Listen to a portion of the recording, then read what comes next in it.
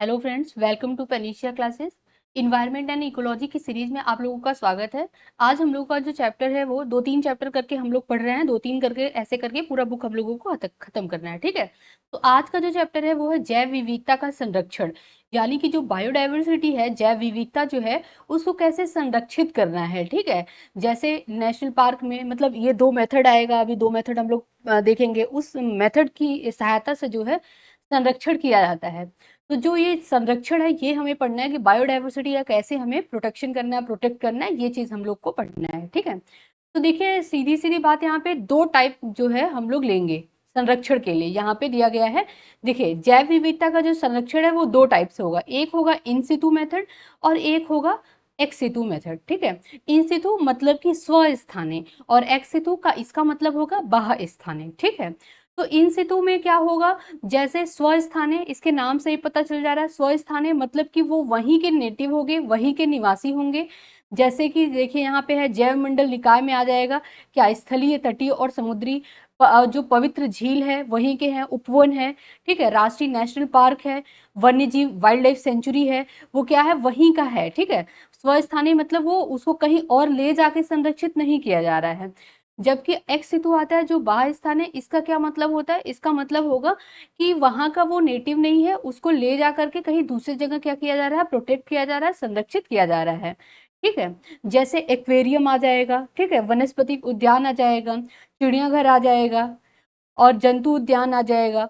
अगर हम देखें तो इसमें भी 3 पार्ट में बांट दिया गया है। पहला क्या, पवित्र पौधे व घरेलू बगीचे। जैसे हम लोग क्या करते हैं, जब अपने बगीचे में वो लाते हैं, प्लांट लाते हैं, तो वो कहीं कहीं से ला करके लगाते हैं जो अच्छा लगता है हम लोगों को। तो वो क्या कर रहे हैं, वो वहां का नेटिव तो है नहीं हमारे बगीचे का, वो तो हम कहीं और से लाते हैं, ठीक है। तो वो चीज आ जाएगा एक्स सितु में, उसको हम लोग प्रोटेक्ट करते हैं, संरक्षण उसका करते हैं, पानी देते हैं, ठीक है, खाद देते हैं। फिर उसके बाद दूसरा आता है बीज बैंक आता है, जीन बैंक आता है। तो ये जो बीज बैंक और जीन बैंक है ये भी एक्स सितु में आएगा। तीसरा आता है वनस्पति उद्यान, एक्वेरियम, चिड़ियाघर एवं जंतु उद्यान। तो ये पूरा मोटा मोटा है कि जैव विविधता का जो संरक्षण होता है वो दो टाइप से होगा, दो मेथड से होगा, स्वस्थानीय और बाह्य स्थानीय, यानी कि इन सितु मेथड और एक्स सितु मेथड। ये जो इसका एग्जाम्पल दिया हुआ है कि इन सितु में क्या क्या आएंगे, एक्स सितु में क्या क्या आएंगे, ये एग्जाम में बहुत बार पूछ लिया है, ठीक है। इसको आप लोग एकदम याद रखिएगा। ये जो पूरा एग्जाम्पल दिया है कि जैव मंडल निकाय, स्थलीय, तटीय और समुद्री, राष्ट्रीय उद्यान, वन्य जीव अभ्यारण्य, ये सब इन सितु में आएंगे। एक्स सितु में पवित्र पौधे आएंगे, घरेलू बगीचे, बीज बैंक, जीन बैंक और वनस्पति उद्यान, एक्वेरियम, चिड़ियाघर, जंतु उद्यान। ये एग्जाम्पल आप लोग याद रखिएगा, एग्जाम में आता है। और बेसिक से आप लोग समझ ही गए कि किसमें क्या आएगा, ठीक है। वही चीज यहाँ पे दिया गया है, देखिए उसी को यहाँ पे शॉर्ट में समझा दिया गया है।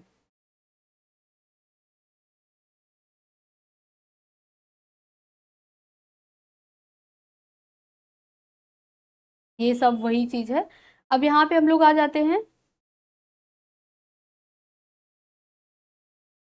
देखिए राष्ट्रीय समुद्री विज्ञान संस्थान के अनुसार भारत में प्रवाल भित्ति। अब देखिए ये जो प्रवाल भित्ति है, कोरल रीफ, ये भी इंपॉर्टेंट टॉपिक है, इसको भी पढ़ लेते हैं।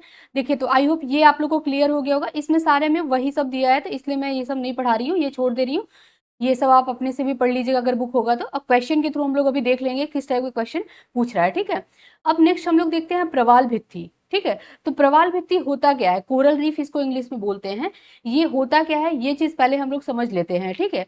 तो प्रवाल भित्ति अगर हम बात करें तो ये समुद्र के अंदर बनता है, यानी कि जो समुद्री विज्ञान संस्थान के अनुसार ये आएगा, तो समुद्र मतलब जलीय में आएगा। तो ये क्या होता है कि जल के नीचे पाई जाने वाली जो बृहद संरचनाएं होती हैं, जो कि समुद्री अकशेरुकीय जो होते हैं प्राणी, उनके प्रवाह मतलब उनके कंकालों से ये क्या होती है, निर्मित होती हैं, ठीक है। तो उनके कंकाल से ये मतलब जो समुद्री जीव हैं, समुद्री जो अकशेरुकी हैं, उनके कंकाल से क्या होगा, प्रवाल का निर्माण होगा, ठीक है। तो उसी जो प्रवाल का निर्माण होता है उसको इंग्लिश में कोरल भी कहते हैं, ठीक है। तो ये जो है ये दो टाइप का है। दो टाइप में जैसे एक होगा हार्ड कोरल, एक होगा सॉफ्ट कोरल, ठीक है। अब देखिए जो हार्ड कोरल होता है वो क्या होता है, एक चीज हाँ पहले ये समझ लीजिए, फिर देखिए जो प्रवाल ये बनता है इसके लिए जिम्मेदार क्या है, तो इसके लिए शैवाल जिम्मेदार है। उस शैवाल का नाम है जूजेंथेलाई, ठीक है। ये चीज आप लोग याद रखिएगा कि ये जो प्रवाल भित्ति बनता है, कोरल रीफ बनता है, इसके लिए जिम्मेदार क्या है, शैवाल जिम्मेदार है, ठीक है। ये एग्जाम में पूछ लेता है क्या जिम्मेदार है, तो आपको दे देगा ऑप्शन में 4-5। तो शैवाल जिम्मेदार है, शैवाल का नाम क्या है, तो उसका नाम है जूजेंथेलाई, ठीक है। ये चीज याद रखिएगा। अब जो कोरल होता है वो दो टाइप का होता है, हार्ड कोरल होता है और सॉफ्ट कोरल होता है, ठीक है।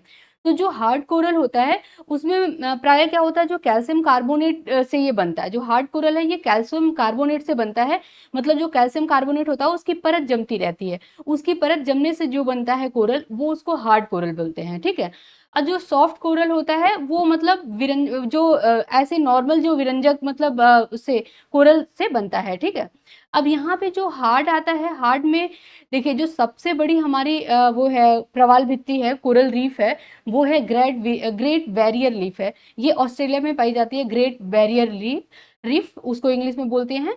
और या ऐसे बोल देंगे तो महान जो है बैरियर रीफ को कोरल भित्ति बोल देंगे, प्रवाल भित्ति, ठीक है। तो ये जो है इसको बोल, ये जो ग्रेट बैरियर रीफ है ये ऑस्ट्रेलिया में है, ये विश्व में सबसे बड़ी है, ठीक है। तो अगर पूछेगा विश्व की सबसे बड़ी जो प्रवाल भित्ति कौन सी है, तो वो है ग्रेट बैरियर रीफ, ठीक है।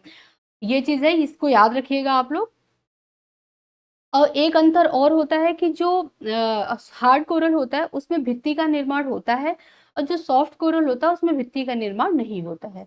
तो ये 4-5 पॉइंट है जो कि आप कोरल रीफ के बारे में याद रखिएगा, ठीक है। यहाँ पे बस ऐसे दे दिया है कोरल रीफ कितने हैं इंडिया में, वो दे दिया है, पूरा डिटेल में नहीं बताया हुआ है। तो ये चीज मैंने यहाँ पे बता दिया, ठीक है। अब आते हैं, देखते हैं इंडिया में कितने टाइप के कोरल हैं। तो इंडिया में जो है 4 प्रमुख कोरल हैं, ठीक है। जिसमें कि क्षेत्र में कौन कौन से आएंगे, अंडमान एंड निकोबार द्वीप समूह, कच्छ की खाड़ी, मन्नार की खाड़ी और लक्षद्वीप, ये 4 इंडिया में आएंगे। अगर वर्ल्ड वाइड देखें हम लोग तो सबसे बड़ी कोरल रीफ कौन सी है, ग्रेट बैरियर रीफ, ऑस्ट्रेलिया में है। इंडिया में कितने प्रमुख है, तो 4 हैं। कौन कौन से हैं देखिए, अंडमान एंड निकोबार आइलैंड, और कच्छ की खाड़ी आएगा, मन्नार की खाड़ी आएगा और लक्षद्वीप आएगा, ठीक है। ये चीज है यहाँ पे दिया हुआ है। अब देखिए यहाँ प्रवाल भित्ति के क्षेत्रों में मन्नार की खाड़ी, कच्छ की खाड़ी, अंडमान निकोबार आइलैंड के जो द्वीप समूह के जो तटीय भाग हैं, इनकी प्रवाल भित्तियां, और लक्षद्वीप में जो एटॉल हैं, इस प्रकार की प्रवाल भित्तियां पाई जाती हैं, ठीक है। तो ये चीज है कि जो या कहाँ पे जो है फ्रिंजिंग टाइप की पाई जाती है, तो मन्नार की खाड़ी, कच्छ की खाड़ी, अंडमान निकोबार द्वीप समूह में तटीय प्रकार की प्रवाल भित्तियां पाई जाती हैं, जबकि लक्षद्वीप में एटॉल प्रकार की भित्तियां पाई जाती है। ये चीज याद रखिएगा, ठीक है। अब देखिए भित्तियां पाई जाती हैं, अगर भित्ति का निर्माण हो रहा है तो ये हार्ड कोरल होंगी, ये चीज अभी हम लोगों ने पढ़ा। सॉफ्ट कोरल में भित्ति का निर्माण नहीं होता है, ठीक है। तो ये चीज आप लोग याद रखिएगा।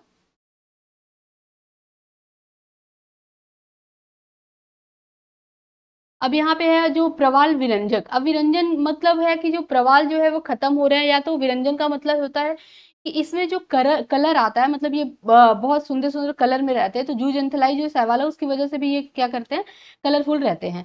लेकिन जब इन पे तापमान का प्रेशर मतलब टेम्परेचर का प्रेशर पड़ता है, और जो एसिडिक, अगर एसिड मतलब समुद्र में क्या होता है, एसिड बढ़ जाता है, यानी कि अम्लता की वृद्धि हो जाती है, ठीक है, ग्लोबल वार्मिंग बढ़ जाता है, तो होता क्या है कि ये जो है इनका विरंजन होना शुरू हो जाता है, यानी कि ये अपने कलर, जो इनका मूल कलर है, बहुत सुंदर कलर है, आप लोग गूगल पे सर्च करके देखेंगे तो दिखेगा, तो वो कलर से ही सफेद होने लगता है, ठीक है।